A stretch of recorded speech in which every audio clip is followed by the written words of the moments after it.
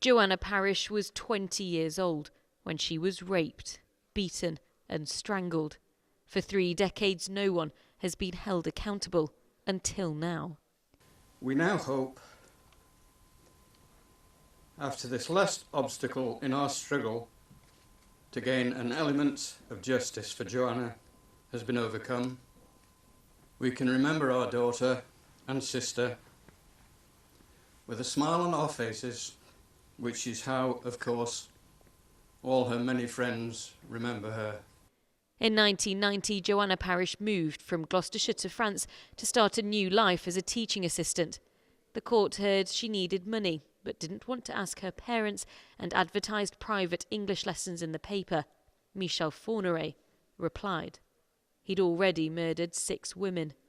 That night, he and his wife Monique Olivier kidnapped, tortured and killed Joanna.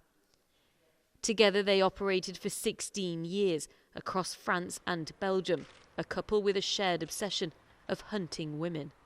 Olivier built their victims' trust, lured them in and sometimes held them down for Fourniret to attack.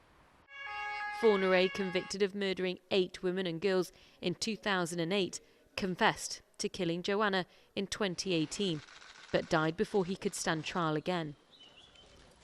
Already serving a life sentence for her role in other murders, Olivier tried to convince the jury she was forced by her husband, but the court heard the opposite was true, that she gave her husband his licence to kill, and today apologised to the victims' families. This morning, Olivier, now 75 and looking quite weak, stood up and spoke to a packed courtroom. She told the jury, "I'm sorry for everything that I've done, and I ask forgiveness for the unpardonable, knowing that it's unforgivable." And she was shaking as she sat down directly opposite Joanna's parents, but there was no reaction from them. After almost 12 hours, the jury found her guilty of complicity in the kidnapping and murder of Joanna and 2 others. She's been handed a second life sentence. It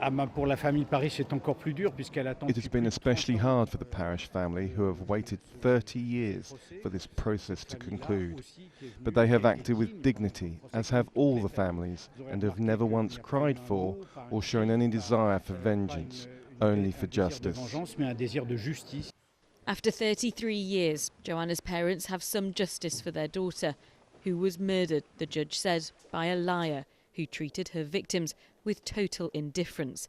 Sangeeta Lal, News at 10, Nanterre.